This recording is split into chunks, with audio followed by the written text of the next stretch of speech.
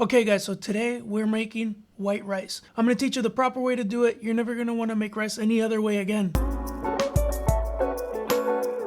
We're going to be using Jasmine rice. It's my favorite rice to use because it has the right texture, has the right amount of starch. It goes well with every dish. This makes about 6 cups of cooked rice. If you have any rice left over, you put it in the fridge, and then the next day you can make fried rice. Chicken, scallions, eggs, soy sauce, rice. Put it in the wok and you...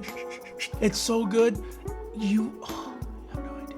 Okay guys, so start by measuring out 2 cups of rice. You can use any long grain white rice. I prefer to use Jasmine because it has the best flavor and consistency. Set your saucepan to a medium heat and add a tablespoon of olive oil. Once it's warm, add 1 tablespoon of garlic and brown for a minute.